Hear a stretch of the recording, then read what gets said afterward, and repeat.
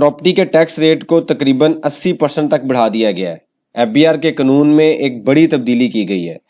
ये कौन सा टैक्स है, किस तरीके से अप्लाई होगा, इससे बचने का कोई तरीका है? आज के छोटे से टॉपिक के अंदर हम इसको स्टडी करते हैं। आप देखें प्रैक्टिकल लर्निंग है, उसमें हूँ फ़हीम महबूब।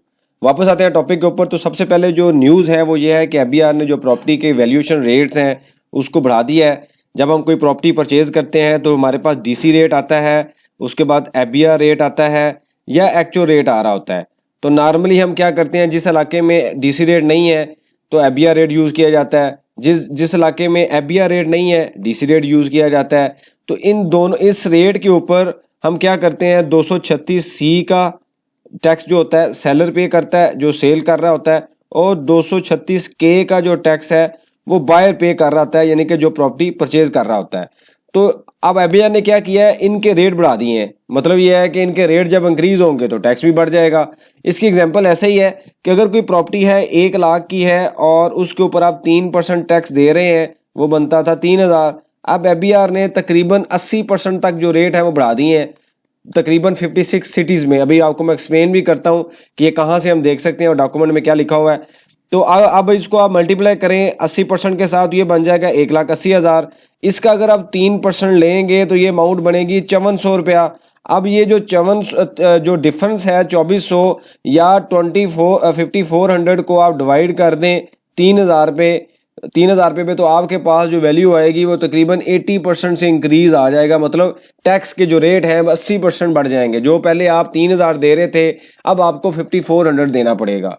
तो ये तकरीबन 80% तक जो टैक्स के रेट है वो बढ़ा दिए हैं।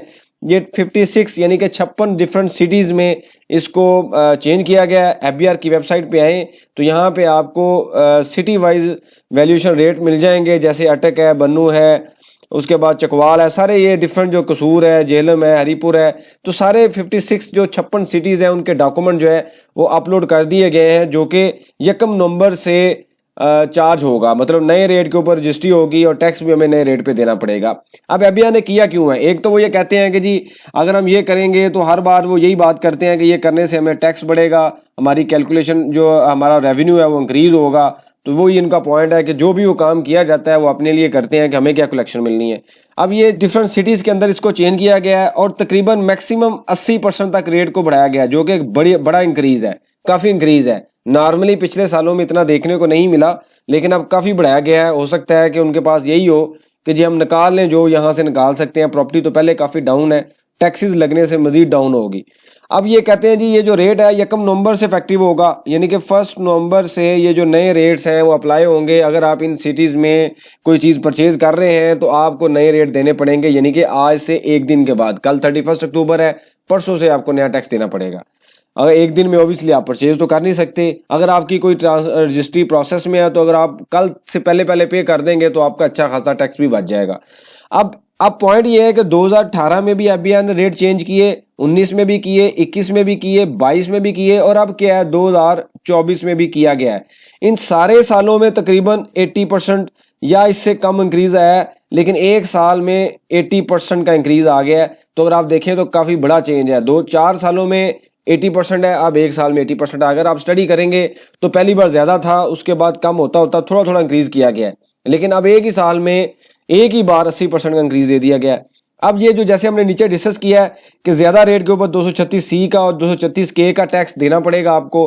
अगर आप फेडरल एक्साइज ड्यूटी 5% पे कर रहे हैं तो ये भी बढ़ जाएगी। अब अच्छा खासा टैक्स बढ़ जाएगा, तकरीबन आपकी अमाउंट जो है 8-9% पे आप पहुंच जाएगी, क्योंकि अगर पहले 3% था तो अब वो 80% से बढ़ जाएगा। फेडरल एक्साइज ड्यूटी जो है वो 5% है, वो भी 80% से बढ़ जाएगी। तो तकरीबन 10% के करीब आप टैक्स दे रहे होंगे, इवन आप फाइलर भी हैं।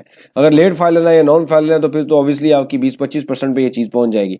अब ये कहते हैं क्यों कर रहे हैं हम, कि हमें जो है हमारा टारगेट है कि हम 600 बिलियन जो है रियल स्टेट सेक्टर से हम कलेक्ट करें, और ये हमारा टारगेट है। पोटेंशियल इतना है लेकिन हमें रिसीव हो रहा है 200 बिलियन। अब ये तरीका तो नहीं है कि आप जनाब टैक्सेस लगा के बढ़ाएं। आपको तो ये चाहिए कि जो लोग टैक्स नहीं पे कर रहे, ट्रांसफ़र फाइलें कर रहे हैं, टैक्स नहीं देते, उनको पकड़ें, बजाय जो चीज़ें सही लीगल तरीके से ले रहे हैं उनके ऊपर आप टैक्स चार्ज कर दें। ये तो बिल्कुल ठीक नहीं है। ये तो ऐसे ही है कि जो ले रहे हैं, जो टैक्स दे रहे हैं लोग, उनको ऊपर दोबारा चार्ज कर दिया जाए। तो ये बिल्कुल सही तरीका नहीं है।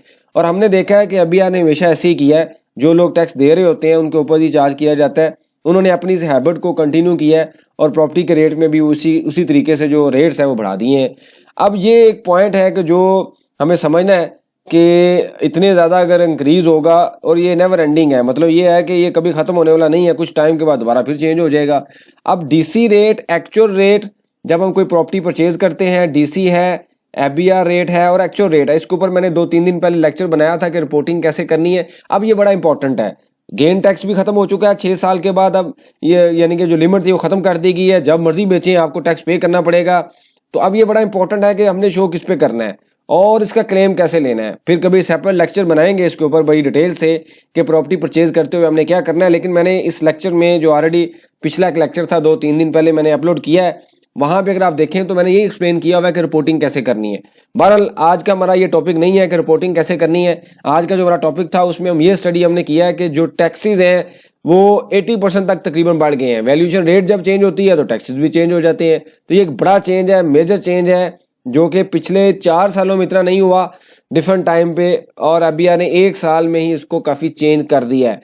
तो इनडायरेक्टली हम कह सकते हैं कि जब आप प्रॉपर्टी परचेज करेंगे तो अब आपके पास 236 का टैक्स होगा, जो कि सी भी हो सकता है, के भी हो सकता है।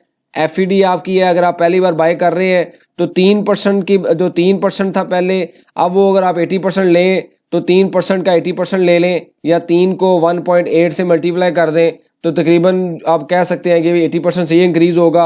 एफईडी है 5%, इसको भी मल्टीप्लाई कर दें 1.8% से तो आपकी ये भी अमाउंट भी इंक्रीज होगी। तो पहले रेट अगर हम देखें तो फाइलर के लिए अगर रेट था पहले 3%, लेट फाइलर के लिए था 6% और नॉन फाइलर के लिए रेट था 10%। तो अब ये सारे रेट चेंज हो गए हैं। अगर तो आप इस 2 कैटेगरी में हैं फिर तो आप समझ लें कि आपका सारा प्रॉफिट जो है यही टैक्सेस में ही निकल जाएगा। अब वो कहते ये हैं कि रियल एस्टेट सेक्टर में कैश का बिजनेस बहुत ज़्यादा होता है, उसको कंट्रोल करने के लिए हम सारे काम कर रहे हैं ताकि जो बंदा सही तरीके से जिसने परचेज करना है वही ले, हर कोई ना ले, इन्वेस्टमेंट कम से कम हो। टैक्सेस ऑब्वियसली जब प्रॉफिट ही नहीं है, और जब प्रॉफिट अगर आता भी है तो टैक्सेस इतने ज़्यादा है, आपकी इन्वेस्टमेंट में या प्रॉफिट में आपको कुछ मिलेगा नहीं, तो आपकी इन्वेस्टमेंट भी कम होगी, जो कि पहले ही नज़र आ रही है। प्रॉपर्टी कम है पिछले 1-2 सालों से, तो अब फर्दर इसके ऊपर बम करा दिया गया है। अब ये एक बड़ी चेंज है और इसको आप प्लान करें कि आपने किस तरीके से अब लेना है। 1-2 दिन में तो ऑब्वियसली आप परचेज, जो अगर आपकी डील चल रही है तो उसको क्लोज कर लें, आपका अच्छा खासा टैक्स बच जाएगा। तकरीबन 80% की आपकी सेविंग हो सकती है टैक्स की फॉर्म में। अदरवाइज रिपोर्टिंग कैसे करनी है अब ये बड़ा इंपॉर्टेंट हो गया, क्योंकि गेन टैक्स भी है, इसके ऊपर हम डिस्कशन सेपरेट कभी करेंगे। इससे पहला जो लेक्चर पढ़ा हुआ उसको देख लीजिए, वहां से आपके कॉन्सेप्ट काफी क्लियर हो जाएंगे। कोई एलिमेंट सजेशन हो, क्वेश्चन हो, मेंशन कीजिए, इसके ऊपर हम डिस्कशन करेंगे ताकि जो लर्निंग का प्रोसेस है कंटिन्यू रहे। बहुत शुक्रिया, जज़ाकल्लाह।